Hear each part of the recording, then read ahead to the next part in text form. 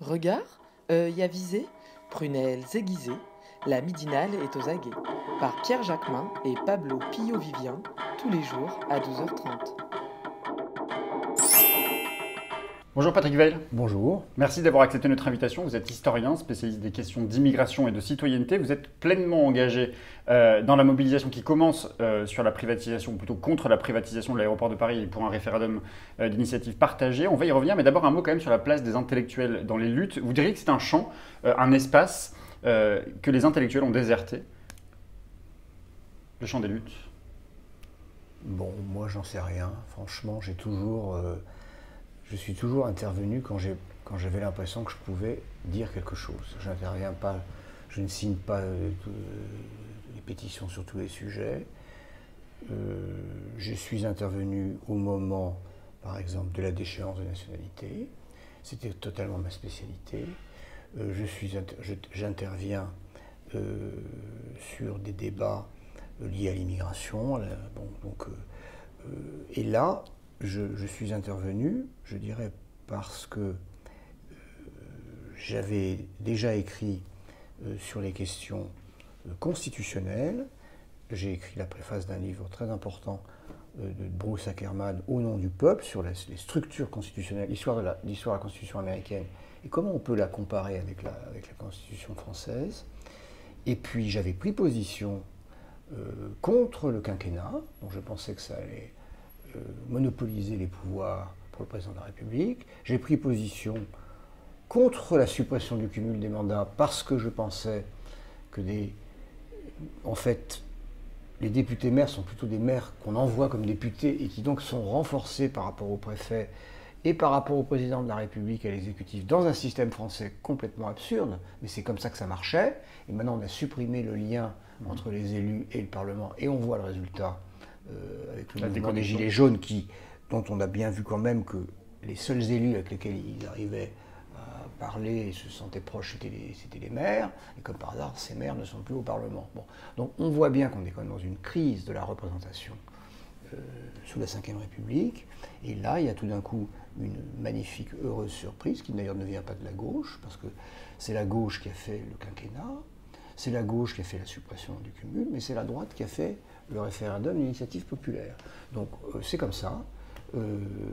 Il se trouve que ce référendum va permettre peut-être de rééquilibrer certains pouvoirs. En tout cas, ça permet un référendum qui n'est pas à l'initiative du président de la République. Et ça, c'est vraiment très intéressant. Justement, ce référendum, il y a une campagne qui démarre. Elle est menée de gauche à droite pour obtenir ce référendum. La bataille va être donc très difficile puisqu'il faut obtenir en quelques mois 4,7 millions de signatures. En quoi est-ce que l'enjeu de cette privatisation mérite une telle mobilisation? Est-ce que le sujet de l'aéroport de Paris, la privatisation, c'est un sujet qui peut capter l'attention des Français? Je pense que c'est un sujet qui touche à plusieurs domaines qui peuvent toucher les Français. D'abord, il y a un domaine de matière de souveraineté. C'est la première frontière de la France, c'est 100 millions d'entrées, dont évidemment plusieurs dizaines de millions d'étrangers. C'est d'ailleurs le centre de rétention, c'est un endroit où il y a aussi des renvois, des allers, des retours, etc. Et puis, c'est 2/3 de la surface de la ville de Paris qu'on vend. Si c'est une vente pour 70 ans, puis dans 65 ans, on pourra dire on prolonge le bail, si l'on peut dire. Donc c'est une vente de 2/3 de la surface de la ville de Paris. Donc c'est l'équivalent d'un département. Est-ce qu'on pourrait dire je vends la Lozère? Non, je dirais non, c'est possible, mais c'est ce qu'on fait. On vend, on ne l'a pas mis bout à bout, mais ça fait l'équivalent de 2/3. Donc il y a quelque chose comme une sorte de truc bizarre. C'est pas que, contrairement à ce qu'a dit un ministre ou un ancien ministre, des commerces, parce que la surface des commerces c'est très peu. C'est pas que les aérogares ou même les pistes, puisque c'est Paul Delouvrier qui avait conçu ce projet, qui avait fait de la planification, quelque chose qu'il faut refaire probablement. Il avait planifié qu'il fallait garder cet espace pour un jour faire un aéroport de Paris-Nord. Voilà, il y a un énorme espace qui n'est pas encore du tout utilisé et qui va pouvoir être utilisé par l'entreprise privée qui rachèterait Pour ça, c'est la première chose. Justement, à qui va profiter, selon vous, je peux possibilité de privatisation? C'est quoi la logique qui réside et qui préside, en tout cas, c'est bétonner du gouvernement et faire plus de profits avec les avions Mais des profits pas pour l'État français, du coup. Mais non, attendez. Donc, ça, c'est la deuxième chose. C'est que c'est un argent qui, aujourd'hui, c'est un argent qui, aujourd'hui, payé par des gens qui prennent ou utilisent l'avion, donc des gens, soit des entreprises, soit des personnes relativement aisées. C'est 200 millions qui tombent dans la poche du contribuable français, aujourd'hui, tous les ans, qui ne tombera plus dans sa poche, et du coup, qu'il faudra compenser par des impôts qui seront payés par tous les Français qui, dans la plupart, ne prennent pas l'avion. Donc c'est un transfert de richesse des plus riches vers les plus modestes. Alors, ça c'est un élément quand même. Ce qui veut dire d'ailleurs que pour ceux qui nous regardent et qui n'habitent pas Paris, qui disent « Oh ben j'en ai rien à foutre », ben, en fait justement, s'ils habitent Pau, s'ils habitent la Lozère ou même la Guyane, eh ben, ils paieront, compenseront les 200 millions qu'on perd en vendant les aéroports de Paris. Les Toulousains pourraient se poser la question, pourquoi on n'a pas une telle mobilisation sur l'aéroport de Toulouse qui a été privatisé aussi? Parce que justement, il n'y avait pas d'emprise territoriale et il n'y avait pas cette dimension stratégique. Alors, il y a l'enjeu de sécurisation des frontières. Alors, attendez, ça c'est le premier qui est l'enjeu. Comme c'est un monopole, ce qui n'est pas le cas de l'aéroport de Toulouse, c'est un monopole des voyages transcontinentaux. Je dirais que, bien sûr que Toulouse fait des vols vers l'Europe, vers la France, vers l'Europe et vers le Maghreb. Bon. Mais dès qu'il s'agit d'aller en Afrique du Sud du Sahara, ou dès qu'il s'agit d'aller aux États-Unis, en Amérique du Nord ou en Amérique du Sud, ou encore plus en Asie ou en Océanie, on passe par Paris. Bon. Donc il y a un monopole des vols qui sont les vols qui nous relient au monde, qui va être donné, qui va être vendu à du privé. Cette entreprise privée peut se dire un jour, moi j'ai Paris, et puis Londres, et puis Francfort, Paris j'en ai plus rien à foutre, je vais faire le hub va être Londres, je vais juste faire des petits vols régionaux voilà, et puis on est foutu, on n'aura plus la centralité qu'est aujourd'hui Paris. Ça peut être dans un sens. Deuxième exemple, la France décide d'avoir une politique assez radicale de lutte contre la carbonisation du monde et de dire bon, c'est fini, on ne fait plus de vols intérieurs ou de vols, il y a des parlementaires qui disent il ne faut pas... On prend du temps de trajet en train. Et l'entreprise va dire ben moi je ferme si vous m'interdisez. Alors que l'État, lui, s'adaptera. La transition écologique, elle demande une planification, une coordination entre la route, le train et l'avion du point de vue des transports. Regardez ce qui se passe aux États-Unis, ils n'arrivent pas à faire le train parce que justement, il n'y a pas de possibilité d'imposer des arbitrages. Et donc, dans la transition écologique qui vient, il faut pouvoir imposer des arbitrages. Et donc, il faut que l'État garde la maîtrise de cette possibilité d'arbitrer et que donc les citoyens la gardent. Parce que l'État, c'est les citoyens. Sur la mobilisation, justement, il se passe quelque chose d'assez inédit, puisque hier soir, d'ailleurs, vous étiez en meeting avec plusieurs personnalités politiques, de gauche comme de droite. Cet arc républicain, il est nécessaire aujourd'hui pour convaincre les Français? Eh bien, je crois que ce qui est intéressant, c'est que il y a plusieurs motifs pour être contre. Je parle d'arc républicain parce qu'il y avait des communistes, des socialistes, des républicains des gens de droite, exactement, des centristes, des gens de droite, même des gens sans appartenance. Il peut y avoir, quand on a affaire, il y a des gens qui sont de droite et pro-marché, qui disent on ne privatise pas un monopole qui produit une rente. J'ai vu une interview de M. Guénaud, là, voilà. Donc il y a des gens de droite qui sont contre, parce qu'ils ont des raisonnements de droite. Et donc, mais il y a aussi quelque chose que je sens, c'est que chez tout le monde, il y a eu quand même quelque chose qui s'est passé dans les mois derniers avec les Gilets jaunes au début. La demande de participation, le fait de s'être fait avoir sur certains, la privatisation des autoroutes, etc. Et je pense qu'il y a une volonté chez tous les personnes attachées à la démocratie et à la République de retrouver la possibilité de donner aux citoyens les moyens de s'exprimer par le vote plutôt que par la violence. Et par le débat plutôt que par l'invective. Et donc c'est cette possibilité. Et quand je vois ce gouvernement s'indigner de la possibilité qui est offerte à la démocratie de se développer, je suis inquiet. J'allais vous poser la question justement parce que... Je suis inquiet de voir des dirigeants de notre pays protester contre la possibilité qui est donnée à des citoyens de s'inscrire sur un site pour demander un référendum. Je suis vraiment inquiet. Justement, sur ce site du gouvernement qui a connu un certain nombre de dysfonctionnements, et c'est peu dire, il y a aussi un autre dysfonctionnement qui a été pointé, c'est l'absence de comptage justement des signatures, puisqu'on sait qu'il y a un objectif qui est celui de 4,7 millions de signatures, parce que ça n'est pas prévu par la loi, c'est justifié Christophe Castaner. Quelle garantie on peut avoir, quelle garantie vous avez justement de ce gouvernement sur l'effectivité des signatures récoltées? Alors d'abord, il y a quand même un contrôle du Conseil constitutionnel. Je dirais que dans cette procédure, le seul allié des citoyens a été et reste le Conseil constitutionnel. C'est lui qui a décidé que la procédure était valide, c'est lui qui a réagi par son président à l'agression du secrétariat général du gouvernement, mais probablement avec l'accord de l'exécutif.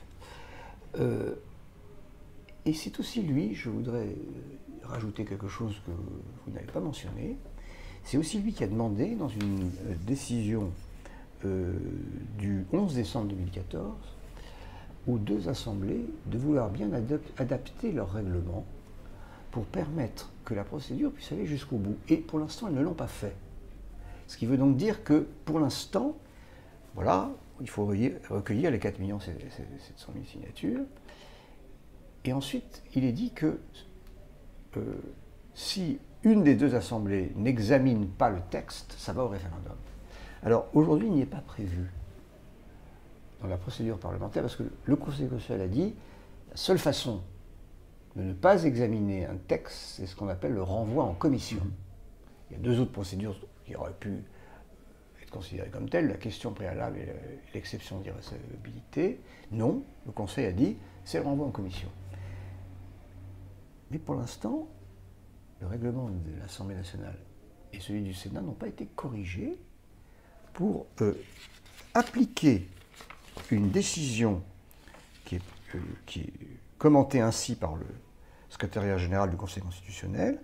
Il faut que les deux assemblées aient la faculté, à la majorité de leurs membres, d'obtenir l'organisation du référendum en refusant d'examiner le texte.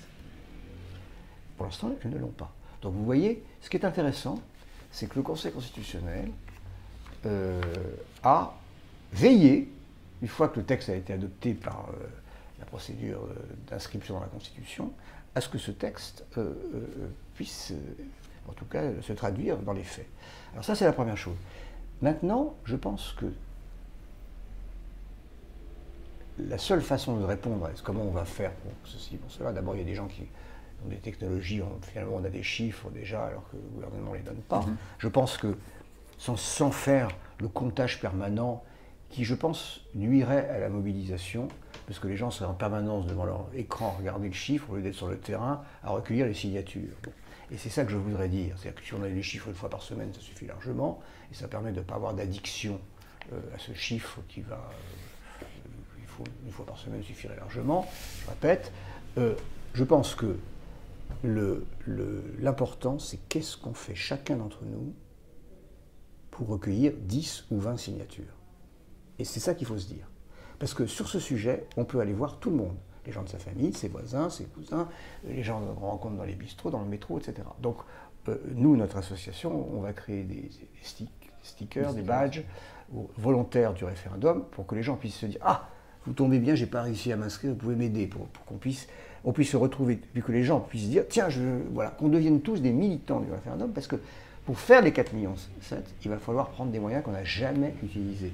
Ça ne suffira pas, le réseau des mobilisés sur Twitter ou sur Facebook.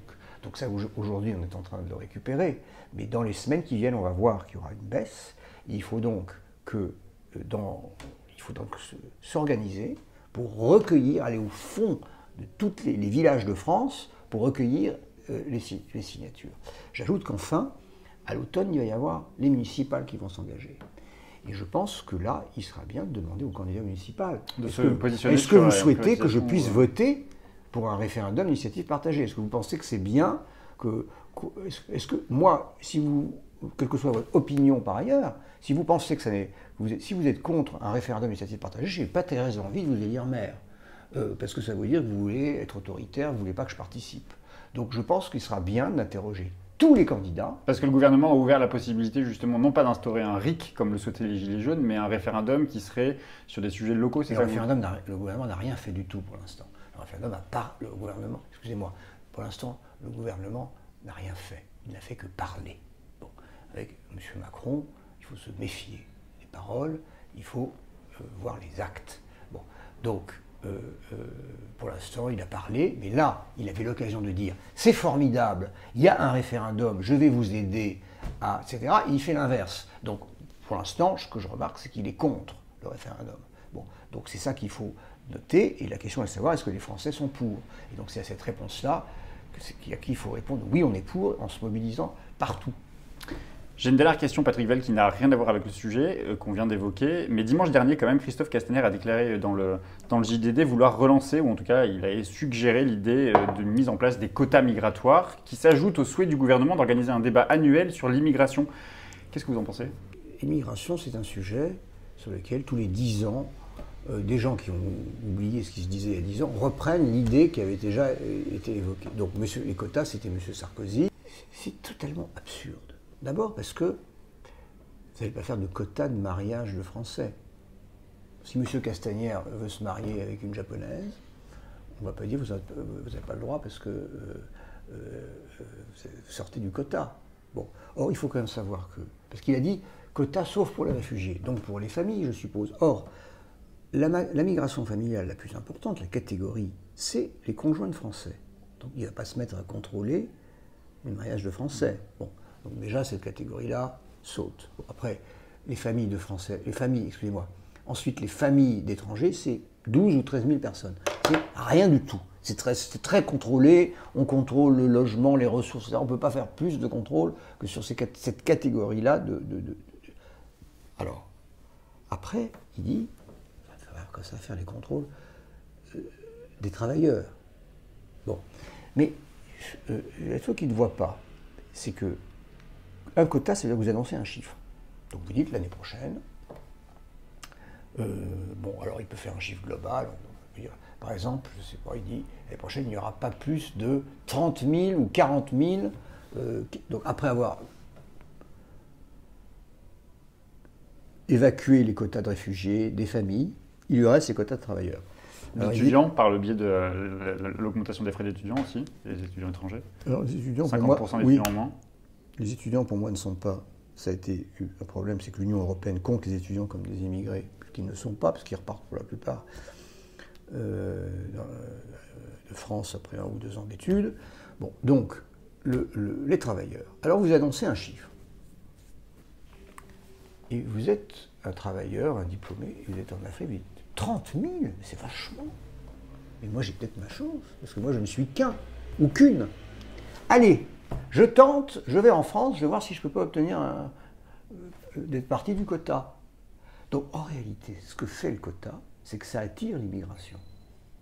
Parce que le raisonnement de l'individu qui entend le quota n'est pas du tout le même du ministre idiot qui croit qu'en mettant un quota, il va freiner l'immigration. Au contraire, il l'accélère. Alors, je dis à M. Castaner, chiche, faites un quota et on verra les résultats. Parce que les États-Unis qui ont fait des quotas, comme vous savez, ils ont 11 millions d'illégaux. Parce que justement, le quota, les gens disent « Ah, quota, c'est extraordinaire, il y a une place énorme !» Alors que là, aujourd'hui, on se dit en France, comment on fait pour On ne sait pas. Il n'y a pas de quota, justement. Il n'y a pas de chiffres. Donc, moi, je ne connais pas, je ne sais pas, donc je ne tente pas si je n'ai pas une offre d'une entreprise. Alors que le quota attire l'immigration. Donc, le quota, c'est un moyen de favoriser l'immigration. Donc, je dis à M. Castaner, allez-y. Merci beaucoup, Patrick Weil.